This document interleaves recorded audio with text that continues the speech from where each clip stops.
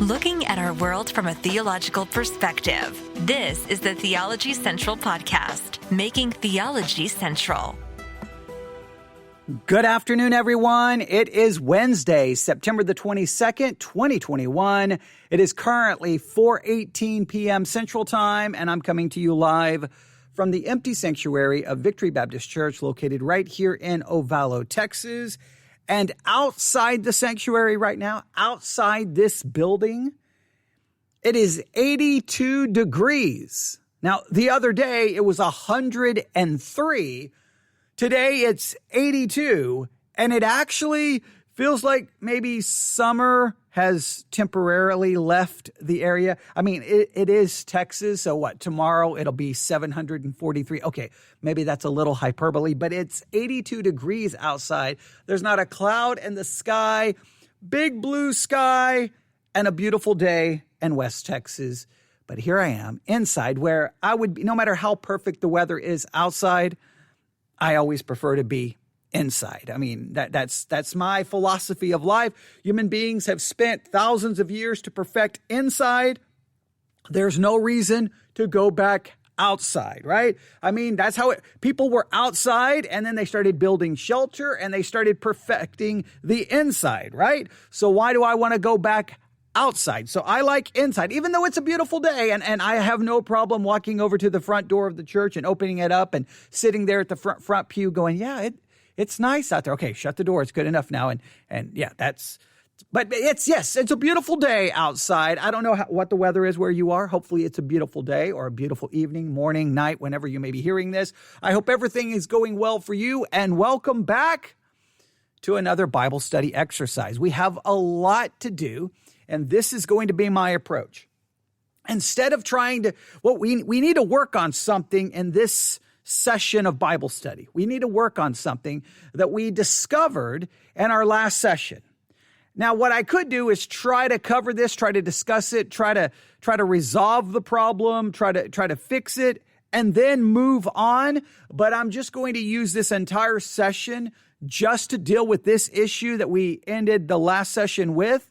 And then I'll do another session, and then we will advance it. I think that's the best approach.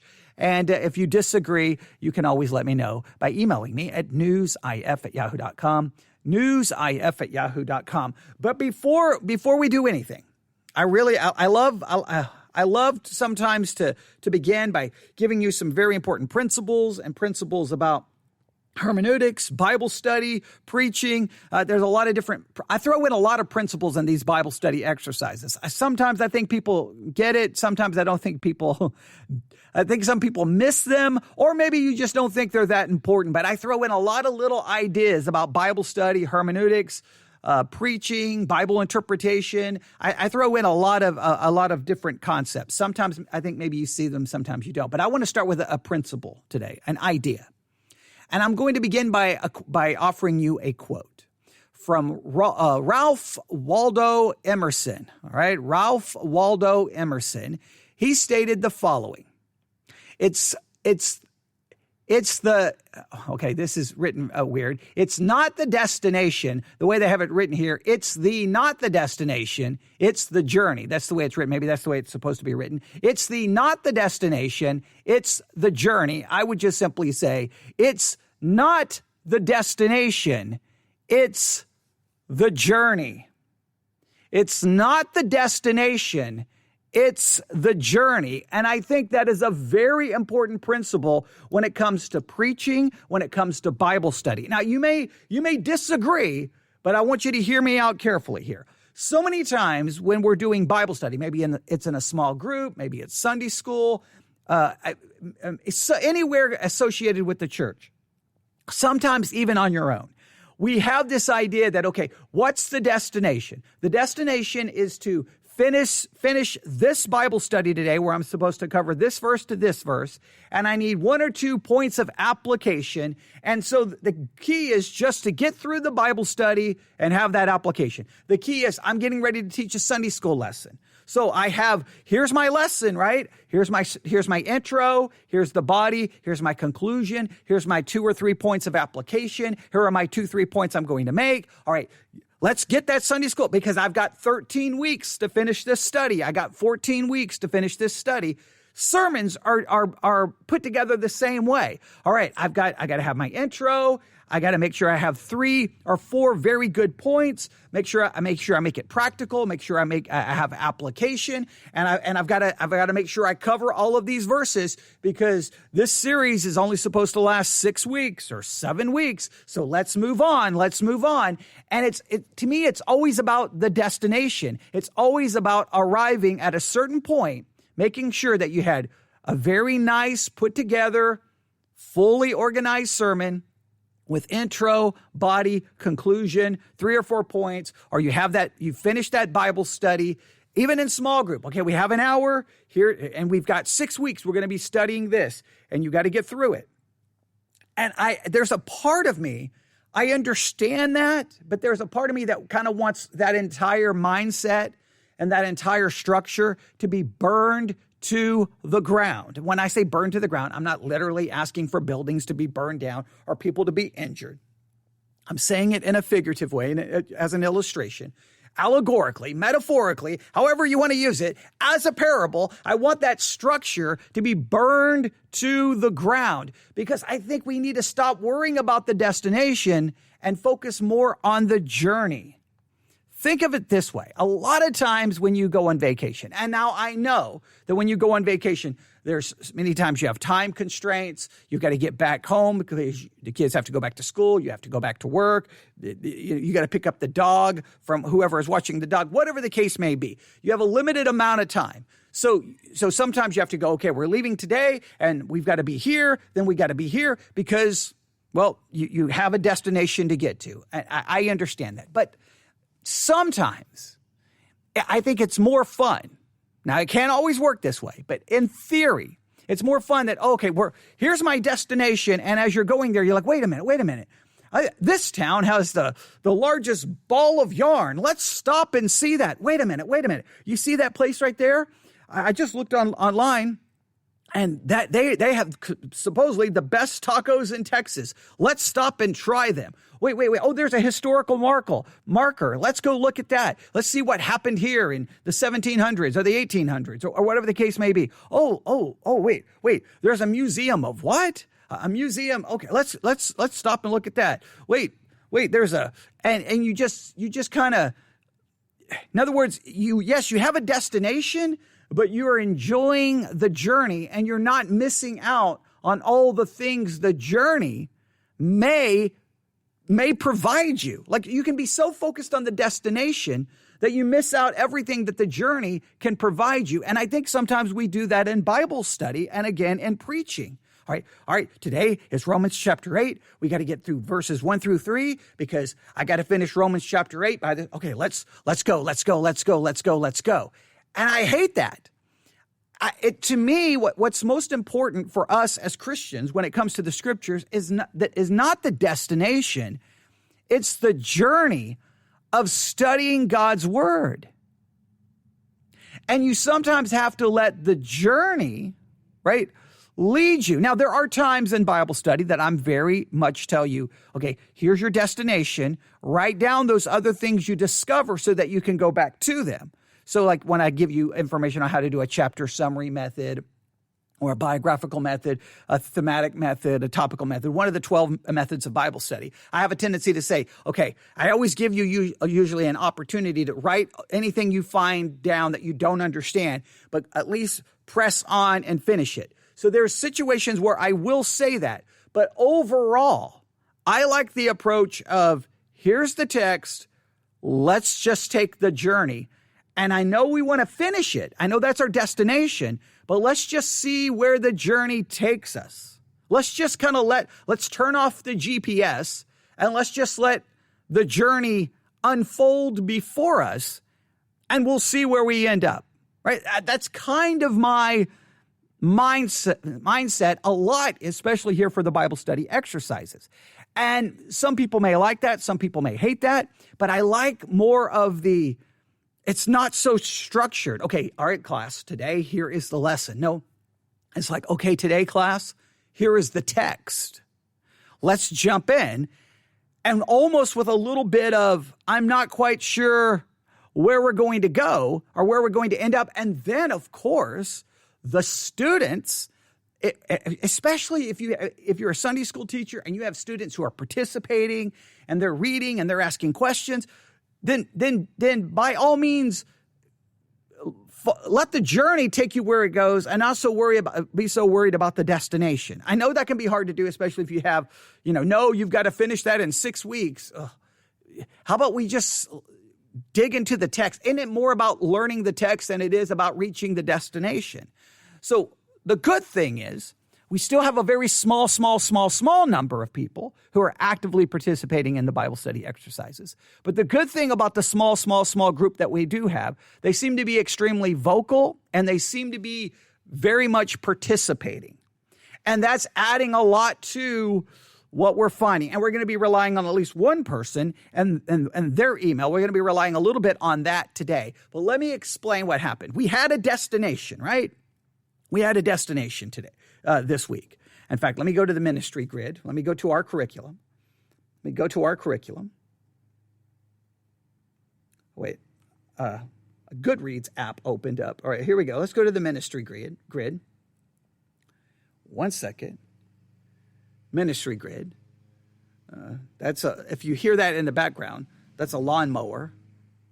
Okay, someone, I don't know where that was going. So just if you hear that, all right, it's very loud and very distracting, but that's okay. That's okay. That's a part of the journey, right? Okay, I'm logging into the ministry grid. I didn't think about this until right now. All right, I'm logging into the ministry grid. Now I'm going to go to the curriculum for this week. All right, the curriculum for this week is 1 Kings 19. Of course, we already knew this. 1 Kings 19 through 21, and 2 Kings chapter 2, verses 6 through 14. And obviously, this is designed to be finished in 1 week. And obviously, if you look at the curriculum, they definitely have a destination. Their destination is to try to teach you and try to take this text and apply it to the idea of learning to lead others to serve. That you as a Christian, one of the things you want to do is you want to be leading other people to serve. That's kind of their destination. So they're gonna go there. But the problem is sometimes in a text, that maybe is where you're trying to see. I think sometimes as pastors, I think sometimes we impose our destination onto the text. We shouldn't impose the destination. Let the text take us to the destination. Wherever the text takes us, that's the destination. But what we have a tendency to do as preachers is we look at the text and we're like, okay, how can I preach that? In other words, how can I get a sermon from it? And that to me is dangerous, because now when you're trying to get a sermon from it, you may not actually be allowing the text. In other words, sometimes you have to then, okay, I'm going to take a detour around this difficulty. I'm going to ignore this problem. I'm going to ignore this. I'm not going to go too deep in this because I need to finish my sermon. But if the text has hills and valleys and weird turns that lead you far off the road, I say you follow the text, even if it doesn't have a nice, clean destination and a 3-point sermon. Allow it to take you where it goes. Now, people may get bothered because they like the nice little 3-point sermon, because they like it nice, simple, and all put together with a bow. But there's no real growing. There's no real learning that way, because you're imposing, in a sense, the pastor is imposing the destination onto the text. Let the text take you wherever it leads you, and when you get there, that's the destination. So the curriculum has a very specific destination. They want us to spend a week covering 1 Kings 19 through 21, 2 Kings chapter 2, verses 6 through 14, and they want us to focus on the idea of leading others to serve. Now, there may not be anything inherently wrong with that, but you can't just ignore everything going on in and around the text, because we have found ourselves not focusing on leading others to serve right now. We're, in fact, have found ourselves struggling with, well, wait a minute. This looks like a contradiction. Wait a minute. This doesn't make any sense.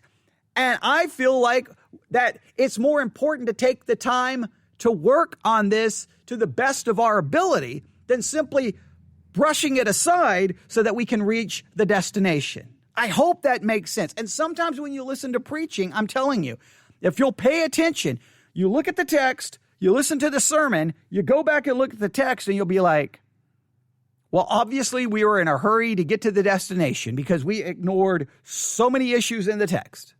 We just bypassed them because the pastor has a destination. And that, I hate that concept. I hate that concept.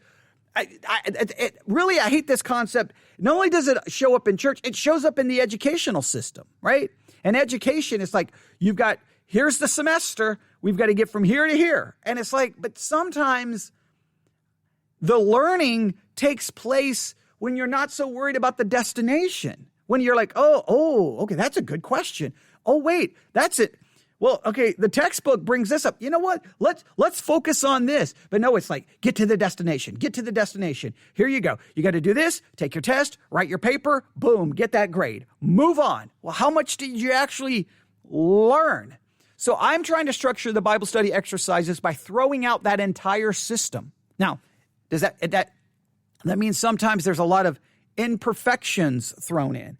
Sometimes that means there's a lot of maybe we're stumbling around on the road. We're like, we've pulled over to the side of the road and we're out of the car. We got the hazards on and we're just kind of wandering around aimlessly. And people are driving by going, what are you doing down there? What are you doing?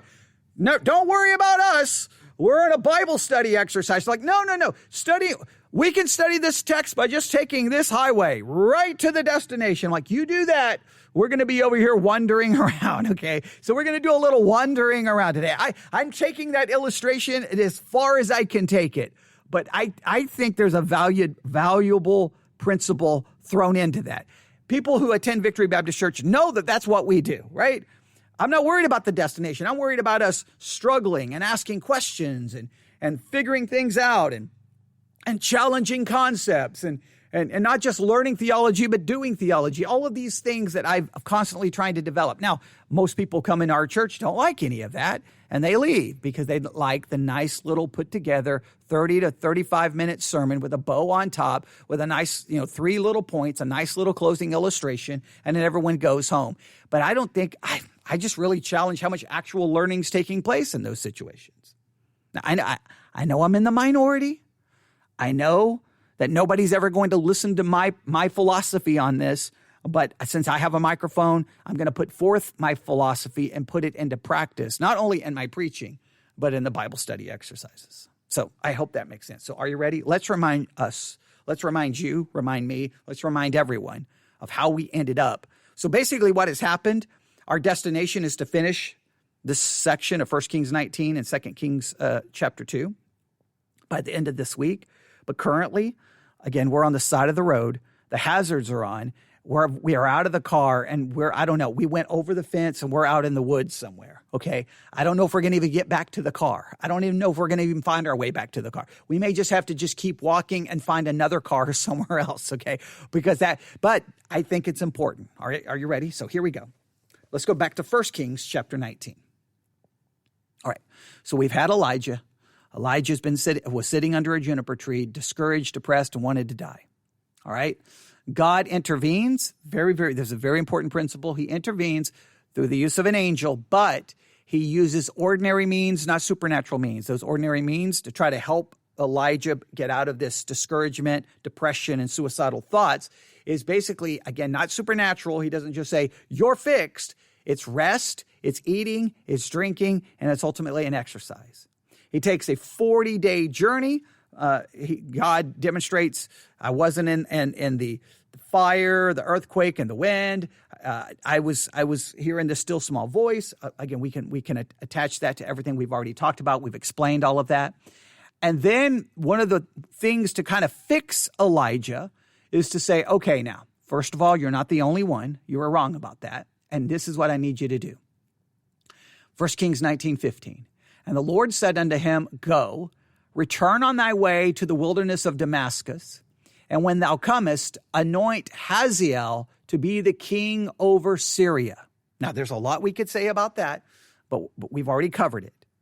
But then this is kind of a sense where the wheels went off the car. This is when the car got pulled over to the side of the road. And a part of the reason this happened in kind of an unexpected way is what my destination and that Bible study exercise was to stop after verse 15 and just say, here's Hazael.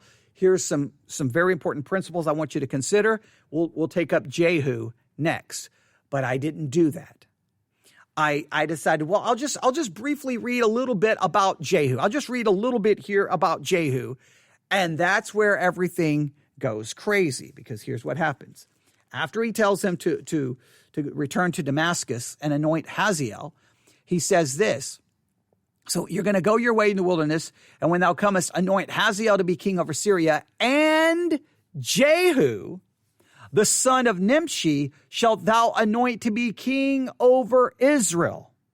So he's told he's going to be anointing Hazael, king over Syria, and you're going to be anointing Jehu, king over Israel. Now, again, there's a lot of points we want to address from that, but okay, that seems to make sense, right? Okay, great. That's wonderful. Everything is great. No issue. So I'm like, you know what I'll do? I'll grab the dictionary real quick. I'll grab a dictionary real quick, and I'll just read like the basic beginning of the entry on Jehu just to get everyone started. This wasn't even the original plan. So I wasn't prepared for what was about to happen. So there it says, Elijah, go anoint Jehu.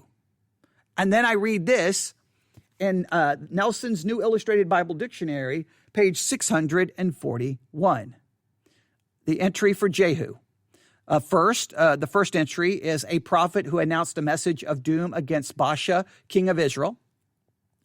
Jehu also rebuked Jehoshaphat, king of Judah. All right, that's the first entry. That's not the Jehu we're referring to here. The Jehu we're referring to is mentioned in the second entry. Jehu, the 11th king of Israel. Jehu was anointed by Elisha. Wait. Time out. Wait a minute. I just read in 1 Kings 19, Elijah is being sent to anoint Hazael, and then he's being sent to anoint Jehu, who will be king over Israel. Wait, the Bible dictionary just said Elisha anointed him. And I'm like, wait, what's going on? Now, have I read this before? Obviously. Have I covered this in some way, shape, or form? Probably in the past, yes. But let me make it very clear. I don't remember everything at any given moment. I'm not omnipotent. So this completely caught me off guard. One, because my original plan was to stop with Hazael. I should have. Okay? I should learn my lesson. And two, when I did look at the entry for Jehu, I'm just going to be honest with you. When I originally looked at the entry for Jehu, this is how I looked at it. I looked at it and I read this silently, but very quickly in my brain, this is how I read it. The 11th king of Israel, Jehu, was anointed by Elijah, the prophet of king. He later overthrew Jehoram, King Ahab's son and successor, and reigned for 28 years. His corrupt leadership, that's what jumped out at me. I didn't even catch the fact that I read Elisha as Elijah, but the reason I read it that way is because I had spent so much time reading 1 Kings 19 over and over and over that it was just ingrained in my brain. Elijah does the anointing. And so, but when I read it out loud, I immediately stopped and was like, wait. That says Elisha. We have a problem. But see, I could have just read it that way, not even pointed it out, just moved on, not said a word. I don't know if any of the listeners would have said any. I'm hoping I've got you guys trained enough that you would have stopped and said, time out. Wait, you didn't see the problem here? I should have just not said anything and seen if anyone caught it, because then I would know if I'm actually doing my job and trying to get you guys to look at the text that way. What is frustrating is, now here's what's frustrating. So as soon as we saw this as a problem, we were like, wait a minute, what do we do? Just to show you what happens. So 1 Kings 19, 15 and 16 says Elijah is sent to anoint Jehu, the son of Nimshi. right? In fact, it says, and Jehu, the son of Nimshi, shalt thou anoint to be king. I mean, that's pretty clear, right? You're going to go anoint him. Seems clear. You go to 2 Kings chapter 9. 2 Kings chapter 9, verse 1. 2 Kings chapter 9, verse 1. And Elisha, not Elijah, Elisha, the prophet, called one of the children of the prophets and said unto him, gird up thy loins, take this box of oil in thine hand, and go to Ramoth Gilead. And when thou comest thither, look out there Jehu, the son of Jehoshaphat, the son of Nimshi, and go in and make him arise and from among his brethren, and carry him to an inner chamber. Then take the box of oil and pour it on his head, and say, thus saith the Lord, I have anointed thee king over Israel. Then open the door and flee and tarry not. So then when you find out, wait a minute, Elisha doesn't even actually anoint him. He sends someone else to do it and says, hey, as soon as you do it, flee, run. Okay, which is just interesting in and of itself. Okay, I mean, but we don't have time to get into that right now. See, we could, this journey could take us a long ways off the beaten path. But the point is wait a minute.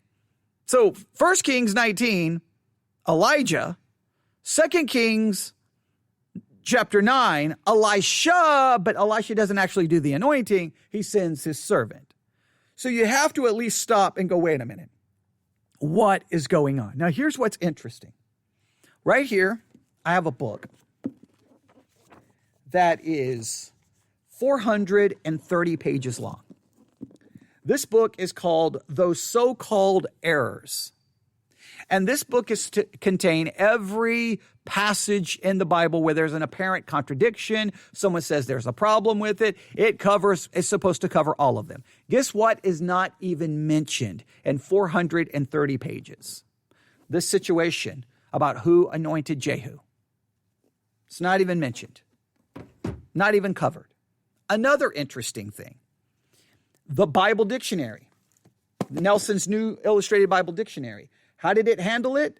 The 11th king of Israel, Jehu was anointed by Elisha, the prophet, as king.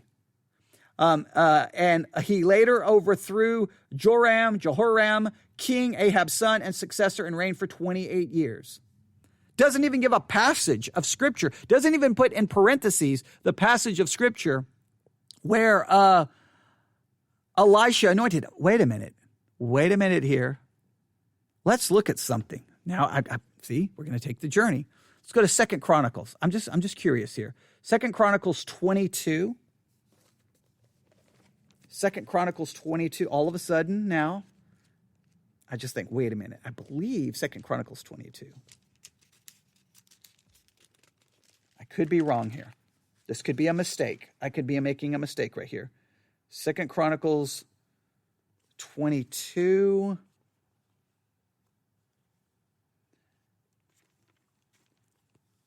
Let's see. Do I see anything here? 2 Chronicles 22.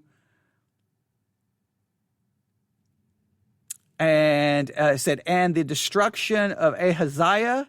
Okay, 2 Chronicles 22:7. And the destruction of Ahaziah was of God by coming to Joram.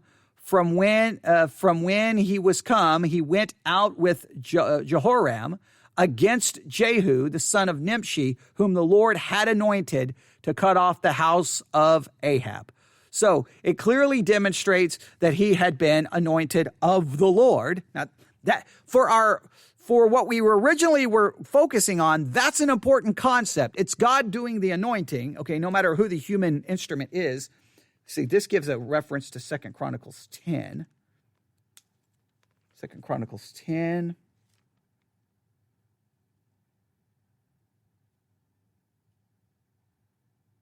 Okay, no, that doesn't, that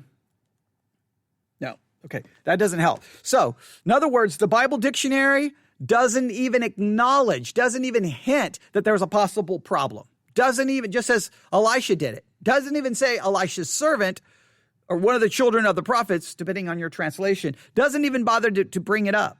So there's dictionary number one. Now, in my notes, I think we discovered that it's the Smith's dictionary that I was actually quoting from here. It says this. This is about Jehu. The founder of the 5th dynasty of the kingdom of Israel, son of Jehoshaphat, he reigned over Israel 28 years. His first appearance in history is when he heard the warning of Elijah against the murderer of Naboth. In the reigns of Ahaziah and Jehoram, Jehu rose to importance. He was under the last named king, captain of the host in the siege of Ramoth Gilead. During this siege, he was anointed by Elisha's servant and told that he was appointed to be king of Israel and destroyer of the house of Ahab. So here, this dictionary says he was anointed by Elisha's servant. One dictionary, Elisha. One dictionary, Elisha's servant. None of them even acknowledge that in 1 Kings 19, it says Elijah was the one told to anoint him. So I find it all extremely interesting that nobody even acknowledges the problem. We have a book on possible biblical contradictions, 430 pages. They don't even think it's necessary to even mention, to even bring up. Now, what principle can we learn by looking at all of this? Here's a very important principle. I want you to see this. There are so many issues that a text may present. There are difficulties. There's issues that a text may present that you may never actually discover unless you study. If all you do is read, in many cases you may miss truths that are right there in the text that you do not see because just reading it in and of itself is not sufficient. There may be problems, there may be difficulties, there may be questions, and you will never see them, understand them, struggle with them unless you take the time to actually study.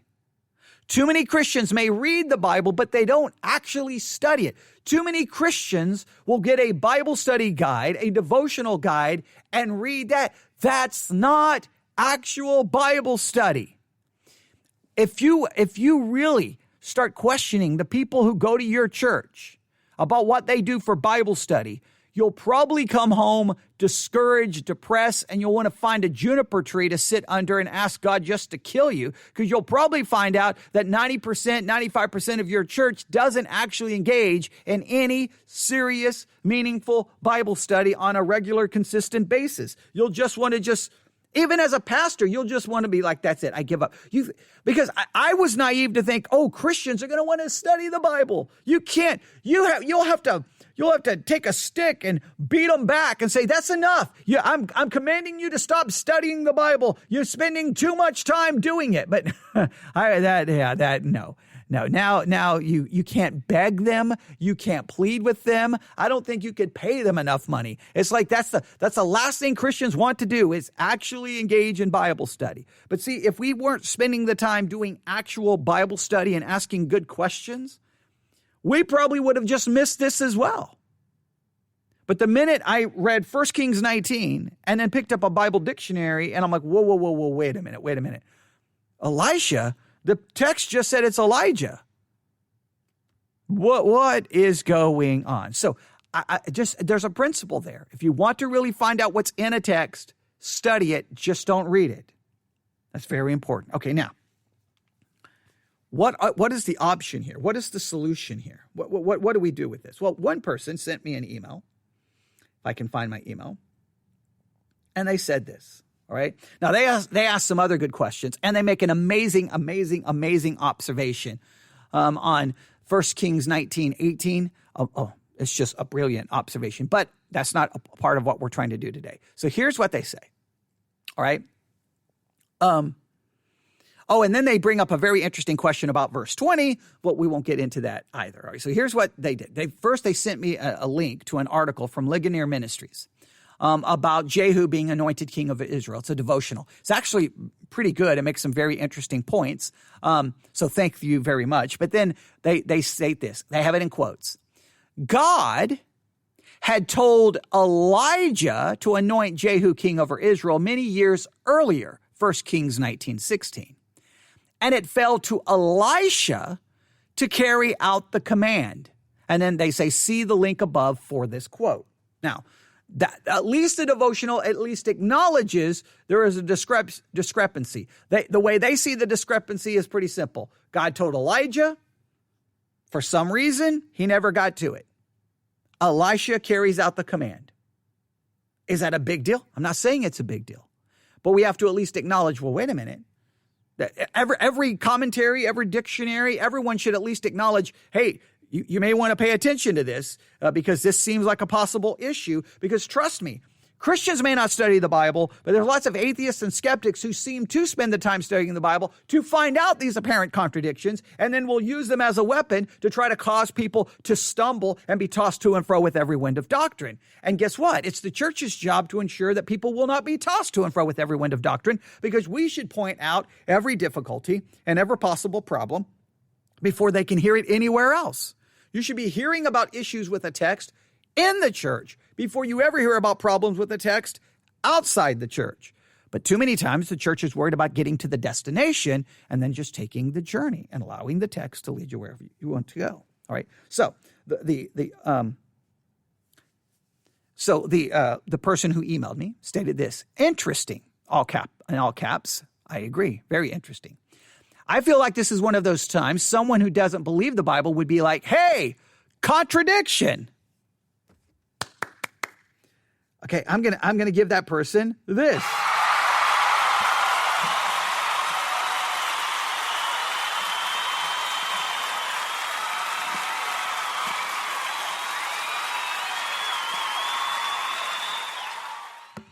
You're absolutely right. There's plenty of people out there who would do just that. Say, that's a contradiction. Your Bible contradicts. And many Christians are like, I don't even know what you're talking about. I've been going to church for 47,000 years, never even heard about this, didn't even know it was a problem. Of course not, because you don't study your Bible. That's a whole different story, all right? So, but it is true that a lot of people would say it's a contradiction. So that means we can't just skip over it and ignore it because we're trying to get to our destination.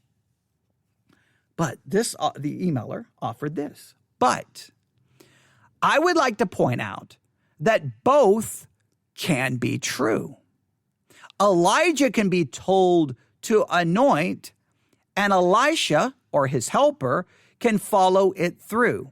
No reason that can't work. The text doesn't specifically say Elijah anointed him, that I saw anyway. Maybe somewhere else it does, because that's highly possible. Okay, if it is somewhere else, I've obviously missed it as well, because that's one of the reasons I went to that 2 Chronicles passage, because I'm like, wait.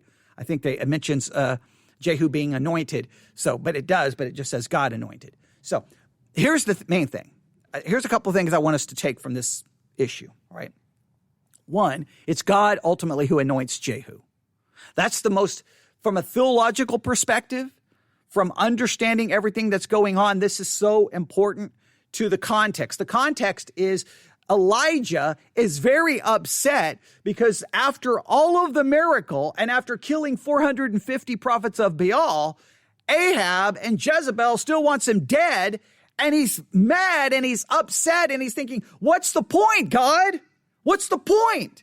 And God demonstrates, hey. I'm not in the fire. I'm not in the earthquake. I'm not in the wind. I'm in the still small voice. In other words, hey, that big miracle, I may have been a part of it, but I wasn't in that miracle to ultimately overcome Ahab and Jezebel. That was never the plan. I'm going to do it this way. I'm going to have you anoint kings. I'm going to anoint people to be kings, and they are going to ultimately be utilized to bring death and destruction upon Ahab and upon Jezebel. That's the plan. So that's what you need to see. So it is important. So the main thing we need to take away, it's God doing the anointing. Whoever the human instrument who carries it out, it's God. God anoints these people. And I want you to also realize God's ultimate way of bringing destruction upon Ahab ultimately In a roundabout way, it's through ordinary means. Once again, it's supernatural, divine intervention, supernatural. God is working. It's ultimately God's providence at work, but he's working in and through ordinary means. You're going to appoint people to be king. You're going to appoint people to be king, and they're going to work through it in a normal earth. In other words, if you're just sitting there looking at it, you're like, oh boy, we got another king. He's doing this. He's doing this. He's doing this. But in doing all of that, God is ultimately going to take care of the Ahab issue. Right? So once again, it's not in the fire from heaven. It's through these ordinary means. That's such if you miss that from this week's study, you're missing so much here. You're missing so much here because I think it's fascinating. But I want you to just see, it's God doing the anointing. It's God doing the anointing. If you miss that, we've missed everything. Now, I do acknowledge, I don't know why Elijah didn't carry it out. Why? Was he not able to do so? God told him to do so. So why wasn't he able to ever accomplish it? Why? If the text doesn't tell us, now, if you think you have an answer, by all means, Bible study exercise. I don't try to give you away everything. If you think there's an answer, great. It's just interesting. Elijah doesn't. I don't know why. It's passed on to Elisha. Why doesn't Elisha do it? I don't know. Why does he send, hey, you go do it. I'm going to stay here. You go out. And once you pour the oil, flee, run. That to me is hilarious. Okay. Hey, it'll be like, wait a minute. Why do I need to run? Why do I need to? Just trust me. Run. That's kind of like, hey, I need you to go over there and I need you to lift up that box. But the second you lift up that box, you better run. Okay. I'm like, I'll pass. So that's just funny. I don't know why. I do agree that I do agree with the emailer and someone who's participating in the Bible study. I do agree with your observation, and it's a good observation. 1 Kings 19 doesn't actually say Elijah anointed him, only that he was told to anoint him. So it's not a contradiction. If 1 Kings 19 said, and Elijah went, and on the third day of the month, he anointed Jehu, and then we get to 2 Kings, and we read the story that Elisha sent his servant, we're like, wait a minute, that's a contradiction. 1 Kings 19 does not say that Elijah anointed him, just that he was told to. Why he doesn't follow through, I don't know.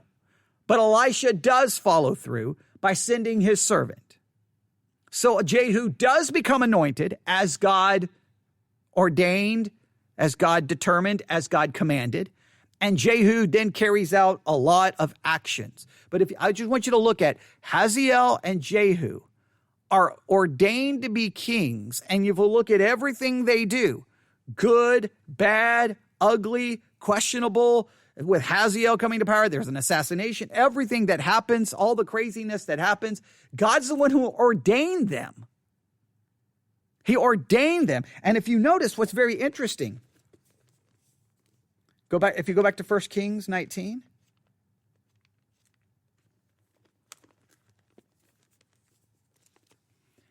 This is very important because, again, Elijah is upset because Ahab and Jezebel, nothing. You're like, you know what? Nothing happened. And God is trying to show him, I think he shows him this through his restoring of Elijah. He does it through ordinary means. And then he gives him that major display. Go stand here, fire, earthquake, wind.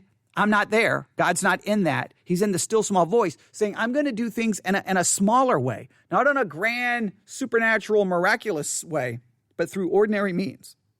And then he gives him those ordinary means. Hazael is going to be anointed king over Syria. Jehu is going to be anointed the son of Nimshi. Elisha, the son of Shaphat, of Abel Maholah, shall thou anoint to be prophet in thy room. So there's 3 people who are going to be anointed. Now look at what happens. Verse 17. And it shall come to pass that him that escapeth the sword of Hazael shall Jehu slay. And him that escapeth from the sword of Jehu shall Elisha slay. Hey, all of this problem, Hazael's going to kill a bunch of people. Who he doesn't kill, Jehu's going to kill. And who Jehu doesn't kill, Elisha is going to kill. Now, we can struggle with how disturbing it all is, especially when you look at how just the slaughter Jehu carries out, it's pretty intense. Well, we could even look at what Hazael does. There's a lot of crazy things that go on. Not everything is perfect. Not everything is right. Not everything is godly. There's a lot of issues with these kings. But God anoints him because God's in charge. God's the one who puts the people in power. So guess how Ahab came to power? God. Just how Jezebel ended up with power? God. God's the one's in charge. He's in charge of those in charge. He appoints those he appoints all earthly authority. And I don't know why Christians continue to forget that, but it's such an important truth. And we see it played out right here. We see it played out right here. And what's interesting, God is the one appointing and anointing these people to be king. And obviously everything's working out to his good pleasure and his will. Another interesting thing, and the emailer pointed this out. I didn't read their comments, but I think it's interesting. He goes on to say, hey, Elijah, God is speaking, I have left me 7,000 in Israel, all the knees which have not bowed unto Baal, and every mouth which hath not kissed him.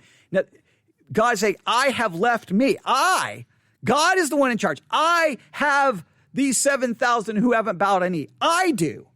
God is the one in charge. It's not that I have 7,000 who have chosen me. I have my prophets. I have these people who haven't bowed, or prophets, whoever they may be. I have these 7,000. They have not.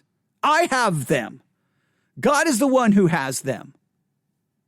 In fact, I'll read it how the emailer put it, because they stated it in a much more elegant way than I did. They stated this. Verse 18, yet I have reserved 7,000 in Israel, all whose knees have not bowed down to Baal. Emphasis on the word I. The text could have said 7,000 chose not to bow to Baal, but no. God reserved. Anyway, comforting and scary. That's my 2 cents tonight on that. My point is this. 1 Kings 19, 15 through 17 does point in the direction of sovereign election. I don't think it's a stretch to say that. Well, I completely agree. It's God. I have them. I've kept them. I've reserved them. They're mine. They are mine. I am his. I am his because he first chose me. I loved him because I love him because he first loved me. All right. And we can go on and on and on and on and on, and all the different ways that we could work this. But some very good observations. So here's what we need to realize, that we would never have found any of this without studying. That we need to realize that it was God who does the anointing. That's the main thing to take away. If we miss that, we can sit there and go, well, was it Elijah? Was it Elisha? Elisha's servant? Ultimately, the text seems to say it was Elisha's servant who did it. Great. But ultimately, it was God doing the anointing. That's the key thing to interpret all of this. That's the key truth to take away. It's God doing the anointing. So, hey, Elijah, you're going to anoint these people, and it shows that I'm in charge. So don't worry about it. We're going to do this. So number one, we wouldn't have discovered this without Bible study. So we need to learn to enjoy the journey, not just rush to the destination. Number two, so number one, it's by Bible study we found this. Number two, it's God doing the anointing. Number three, this is very important. So number two, God does the anointing.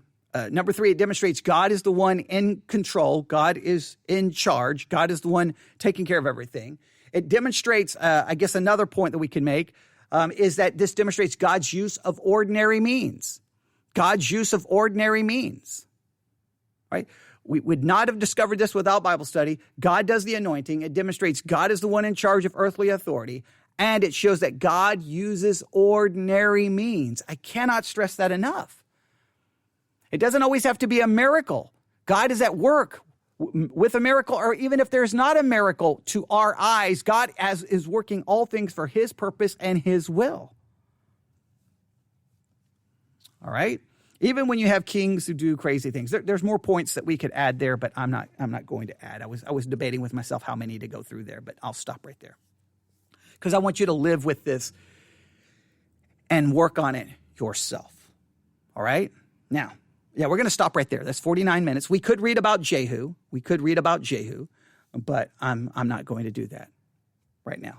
I'm not going to do that right now. Okay? I'll stop right there.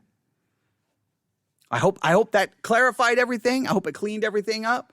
I hope, and I guess the last point we could put there is that there is no clear contradiction, because 1 Kings 19 just tells Elijah to do it. 2 Kings 9 shows us who actually accomplished it. So there's no contradiction. It just raises the question on why Elijah did not. I don't have a good answer, but that I believe it's a contradiction. So I guess we could add that point to everything else we've already discussed. All right, there you have it. Email me your thoughts, your observations, your questions, your struggles. newsif@yahoo.com. newsif@yahoo.com. That's newsif@yahoo.com. And I'm getting messages. All right. There we go. I'll stop right there. Everyone have a great evening. God bless.